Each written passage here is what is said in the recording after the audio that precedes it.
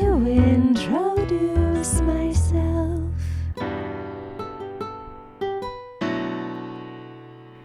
Stoner Story Witch.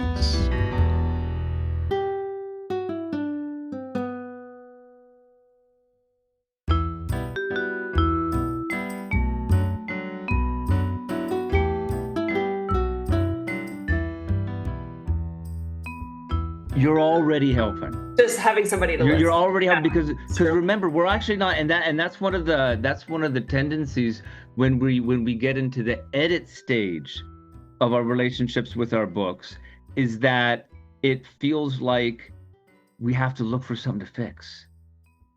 But really, all that edits are us emotionally responding in a way that moves things in a certain direction. Yeah. Not all of our responses have to move things, right? Because every response, it just kind of, it's a light. It's a light that shines on it, and you get to see, go like this. Hello and welcome to the Stoner Story Witch. My name is Kristyn, and I am grateful to be hosting this podcast on the lands of the Chorotega people, colonially known as Costa Rica. So the process has been lately for our writers group that, we meet once a week and we chat about our stuff. We press record to just kind of get some of the antsiness of what it is to press record out of the way. The majority of our conversations are not intended for the public. I will not be at this time sharing any samples of the writing that we are doing, but just kind of more some of the conversations that we're having kind of about the writing process itself. Another thing that I will be including in these episodes, I believe, is anytime each other's work or some part of the process is reminding us of a story or a scripture or a TV show or whatever it is, that I'm including those in here as just kind of part of, Sophie Strand calls it the compost heap, right? It's all in the mix. It's all in the field. It's, Gina Cadlick even mentioned in the podcast, in the most recent podcast, how, stories really are just a collective conversation. Dana Lynn Nichols would call it, liberation is collective imagination. And so in a lot of ways, there really are no new stories, and that is okay. And it just means that we all get to be in conversation with each other. And so it feels nice to honor the stories that have mentored us to this point where we are then, trying to bring different stories to life. I just want to reiterate that these writers group episodes that I'm doing in my, what I'm calling season 5, but as they're sprinkled out in the coming months, I'm offering them really as little diary entries into the process of creating something. And so if you've listened to other episodes where, I might be coming at it with, very specific questions, very specific, an intention of what it is that I'm going to be talking about in an outline. This is not that. This literally is, the process of this is I am just listening to old conversations that I had and revisiting those moments, reflecting on them, and then just offering them out as, like a little journal entry, like a little diary. So if that sounds interesting to you, oh my gosh. Hello. If you have thoughts or responses, please, by all means, shoot me an email at stonerstorywitch@gmail.com or comment on the post on the Substack where you found this episode. But yeah, it's the idea of just having a personal conversation and offering it out to the collective. And, maybe not everybody has people that they can necessarily meet with, but maybe your mirror neurons can get activated by the idea that okay, there are people doing this work. And so I am just in it, and this episode and episodes like these are just demonstrating the in itness of trying to bring a creative work to life.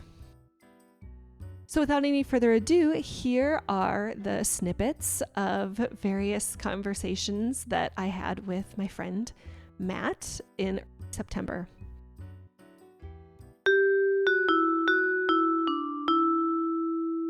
Impressed with that, and then after I made that note, I was like, oh, I should read that again. And I was like, I don't exactly know how that fits. But Maybe that is a note you're telling me that you just want me to remind you of so you don't forget and it's really from your book. which is actually really funny that you mentioned that because before it seems that my only writing time is the mornings before our meetings now, which is Hey, fine by we'll me. take It's it. better than nothing. As I mentally go over that, I was like, oh shit, I was kind of swinging a bit deep in there. I need to cook those. But everything has to get cooked. What do you, and I you don't also know. use that, your last name is Cook, and then that's a phrase Yeah. and And then I you swear it get has nothing to do with that. Other people have called it cooked, and it has nothing to do with I like me. the idea though. It's like, oh, you have like you got the ingredients, but you kind of need to like let it cook a little bit. You Yeah. And I always think like the sauce has to boil some water off. Get know, thick. Get thick and a yummy. little bit thicker. Okay. All right. Yeah. It's kind of what I assumed you meant.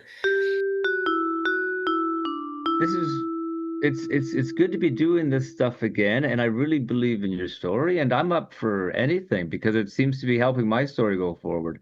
I Yeah? will tell you, I got to move on from my villain origin story though and get the actual novel written because Yeah. I want to merge some of the more recent stuff I've been doing with the whole missionary colonialism stuff and plug that into the fantasy and maybe even introduce you to my main characters one of these days. Yeah, not just the villain. Yeah, we do love a good villain.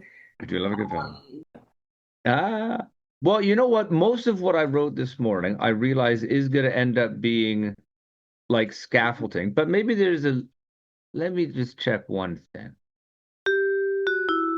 Your framework of scaffolding that sometimes it's like Oh, that was fun to learn about. creating your own structure of like where am I going with this, but then And then taking it doesn't out. need it anymore. Yeah, Yeah, yeah. Which also makes it so that when you're editing, it's none of this is a mistake any more than, exactly. the bud is the mistake before the flower. It's just you need it that way first. Right. Yeah, Yeah. bud is not the bud is not the mistake before the flower. So true. Yeah, take some of the sting out of like, oh, that was so wordy. That was just so weird. Oh, like you've now written something and you don't need the scaffolding. Like it's done its work and now it's ready to stand on its own. Yeah, Yeah, yeah, yeah. I like that. Uh,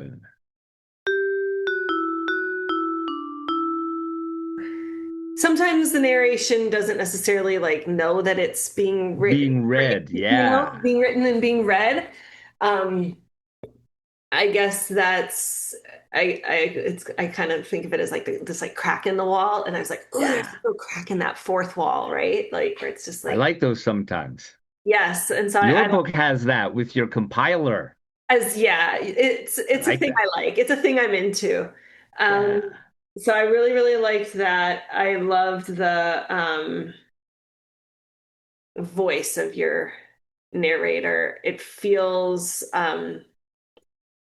I guess it feels like it's well cooked and well I guess Mm. I don't have the expertise to offer you much There's no such feedback thing as expertise. how the cooking or the scaffolding like I'm just like that doesn't really feel like there's any scaffolding that needs to be eliminated doesn't really like just hearing you read it like yeah it has a polish to it as if you just like pulled a book off your shelf and started like I could be like oh what's that and Ah, so this like is sweet.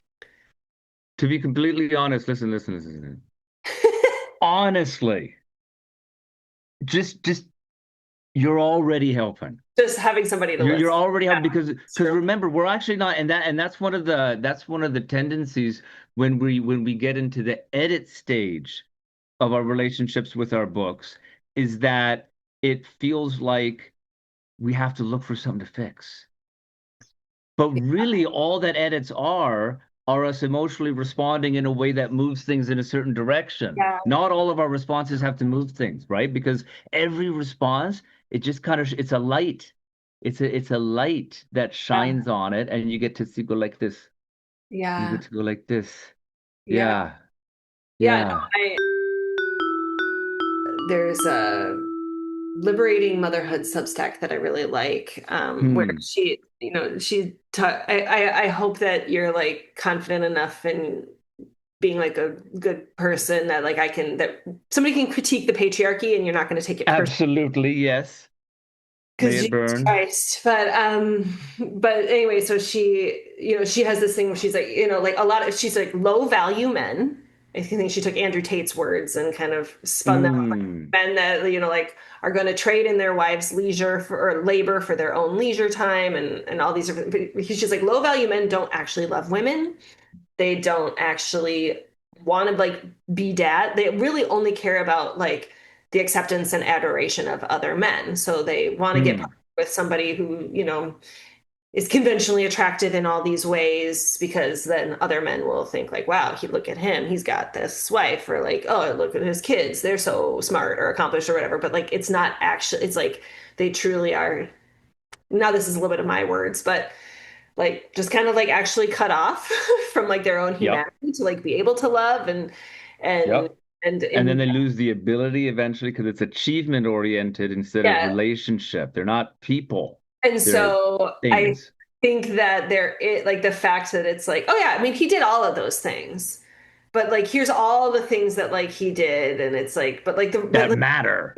but like the Yeah. relationships are not achievements. Those are just that's just mess. And over Yeah. time he found it was just easier to pay for the domestic labor of people than to even, or like I mean, oh, like this is where I would just be like, oh yeah, checks out. Like Yeah. Yeah. it's like, oh, I don't need people because I can just pay people to meet my needs. See, And it's so interesting that you mentioned that because I wrote quite a bit more than that this morning, and it wasn't. Well, see, this is the nice thing about art and creativity. It's actually the spirit rather than anything formal or anything. It's like, well, as we know, it's mystic. Mhm. It's Yes, mystic. yes, So when we're doing it around each other, it's always going to have like some sort of a pollination yes. growth thing. Hmm. Yeah, the cross pollination of ideas, and yeah, it'll just be. I hadn't thought about this, but just like what could some of the little threads, if you will, between our two books be? Like Oh, just that's fun. like Yeah. because they are in this like little incubation space together. Yeah. In adjacent hatcheries. Decent hatcheries. Something else I was going to say, I forgot.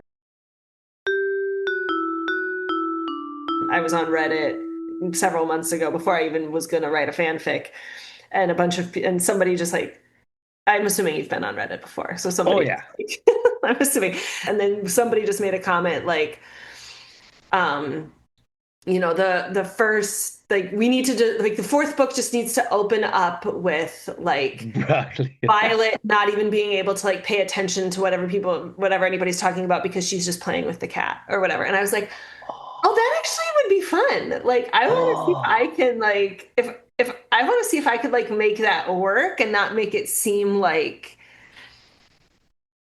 it was just like a fun little writing challenge that was scaffolding, but now we should like do away with it kind of So thing. was that the seed of this book? Was that?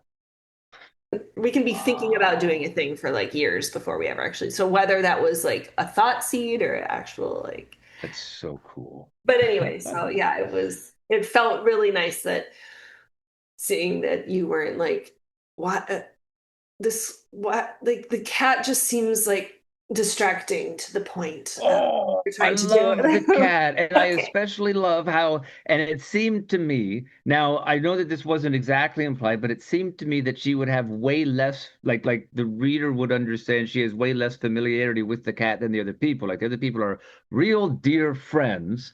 And Yeah. so the fact that she's like, well, the cat's broccoli, she knows the cat. She only just picked it up. So I thought it was a great device. I thought I love the Yeah. cat. No, I love the Right. cat. So I bet you got a lot more of that book now too, don't you? Because that was a while ago that you posted those 12 pages. Yes. I'm at over 60,000 words now. Well, that's lovely. Oh, ahead it of was easy to follow. It really? was easy. Yeah. There was no point where I had to go back and check anything. Okay. In fact, and I don't know if I mentioned, there was a couple of places in her exposition where I thought, well, like for example, it's mentioned 2 or 3 times that one of her parents was a scholar, one was a dragon writer. Uh-huh. Um, Everything seemed fine, and even as I wrote it, what was I saying about that? You don't need to do too Dragon, much Griffin. exposition. Yeah, no, I'm saying that you did it without doing too much. Yeah. Yeah, yeah. Yeah, I do Um, sometimes, as a reader, I sometimes get tired of too much exposition. So that is, I think, one of the things that maybe holds me back a little bit in writing, because I'm just like, oh man, like if this is what it takes to be a good writer, like I'm going to bore myself to death trying to write. it's so true. I want to write to get people to feel a thing, Yep. to like, mostly to feel. I want to try to Yeah, yeah. evoke feeling more than anything. And then I don't want them to be confused, but like, I don't know. Well, unless that's the feeling you're aiming for, right? Exactly. Yeah. Because I agree with that. That's what the story's for. It's for a certain feeling that maybe even can nudge you in a certain lovely way. Yeah. Okay, well, Yeah. that feels really good. It feels, I think that was my biggest question. And if I think about sharing these pages with other friends of mine who have not read the series but are like, oh, I'd love to read your stuff, like just being like, okay, I want Yeah. to like run it by a few, like you're my first line of defense. Be like, did that even make sense? Yeah. Now, one thing that people always do for some reason, um, they always look for questions to ask, but that doesn't mean that the question needs to be answered. Like I can remember one person, he got it back, and he wrote about dragons. And one person's like, well, I can't picture the dragons in my head. And when he was telling me about this, his response was like, that's okay. I'm just letting the reader do that.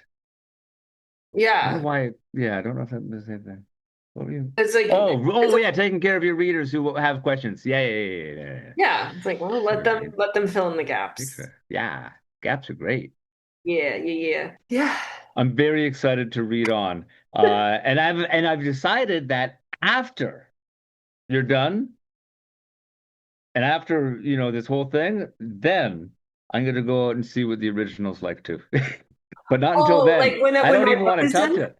Well, because you're Oh. piquing my interest in these people right now, and I think what a cool thing it would be to like, be able to have the opportunity to read through your whole story eventually, and then to Well, go over there. It'd be a weird sensation because it would feel like your you characters.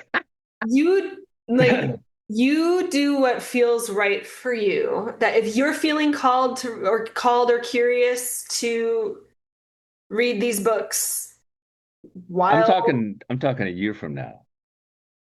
I yeah. don't. Oh no, I wouldn't. Why? I think that they would be distracting for me. If I was reading them alongside yours, Oh, I okay. think that would distract me. Well Yeah. then I I, want I you want. I to want. I want yours to be my only source of this world for okay. now. That will be really fun then. That actually would be because I am taking a lot.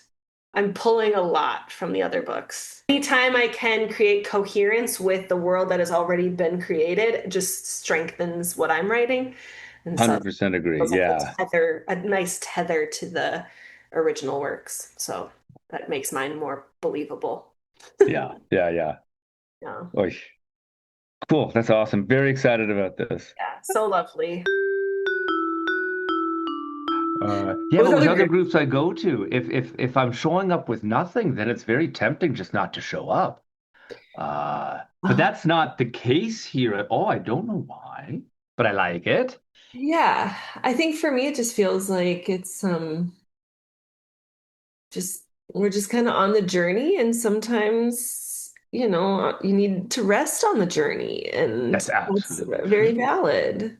Yeah, yeah. Yes. So despite the crippling headache today, how has been the creativity? It's been yeah, it's been good. I think every day so far this month I have been able to do at least 500 words. Nice. Um And what is it, the 23rd? yeah. Yeah. That's awesome. That's So awesome. yeah, it's funny, like just I'm finding that I have quite a bit written, and like just figuring out like what actually is the sequencing, and that is maybe Hmm. putting a little bit of the cart before the horse, because sometimes I sit down and I'm just like, it is fun to just crank out like 1,000 words about, you know, a scene from the first book from somebody else's perspective. And because Hmm. she's kind of just dropping into little dreams, like where that dream goes in the flow of the actual kind of arc of what it is that I want like the reader to feel, or like kind of how I want things revealed, like maybe is not that important, but there is a part of me that's just like, okay, like how much to plan and outline and have that Right. hashed out versus just like kind of letting the whimsy just fly. Carry you. That's interesting. That Um, is such a cool space to be in. Have you ever heard of plotters and pantsers? yes. So I always feel like it's always going to be a mix of both. When I was doing my thesis, I decided partly because early on I didn't know what the story was. What was the overarching thing gonna be? So I just thought I'm just gonna write scenes. I have these characters in my head, and I'll just write scenes. And to be honest, the vast majority of them didn't even go into the book. Sure. Uh, but after a good long time, I saw a story develop in the scenes, and then Mhm. I put them in an order and changed them all so that Mhm. the story could flow through them easier. So it just kind of came all by itself. So Um, you pantsed it and I then you pantsed it. plotted. Yeah. Yeah. Yeah, which is interesting because I don't think I could do that for this fantasy novel. Yeah. Partly because I know where it goes and I even know where it wants to go, right? Like Mhm. I think it's easier to pants along if it's a standalone work. Because it's like here's the Yeah. story, it's this big, and when it's done, it's done. Hmm. Um, uh, but I do think that you need both. Yeah. I don't know. Anytime that you're doing something on the blank page, even if you have an outline, Yeah. it's the magic is coming. Ultimately get to choose. If I just want to keep a thing in there just because I want to, then like Then you I'll get do to. that. But Yep. we don't have a fucking publisher, which is great, such a great position to be in.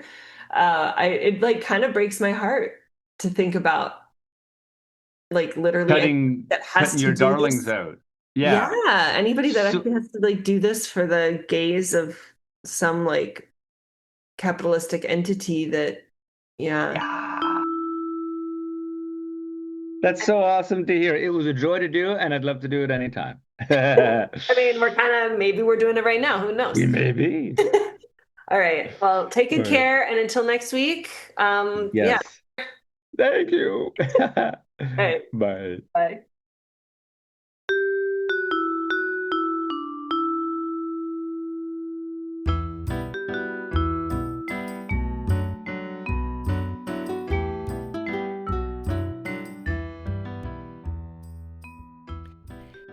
Thank you so much for listening to today's episode. Thank you, Matt, for continuing to meet with me and trudge along in this journey.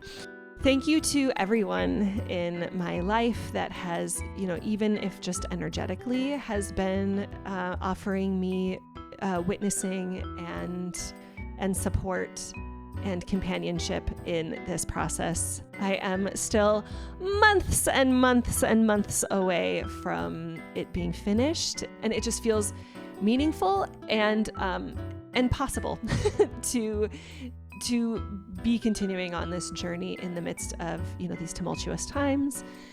Just knowing that there are people in the world that are collectively imagining with me and companioning me. So thank you, thank you, thank you.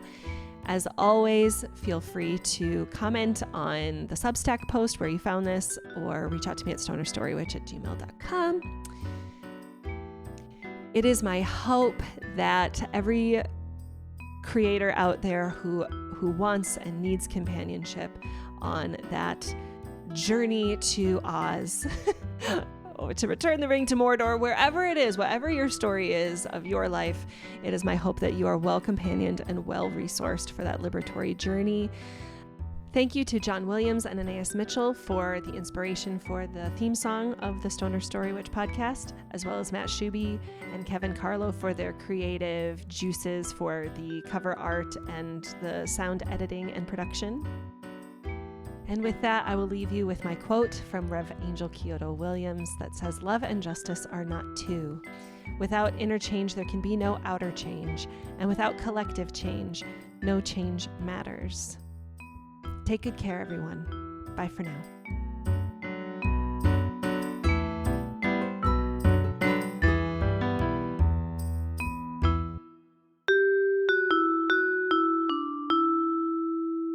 I think we're friends now, maybe. I think we might be. That's awesome.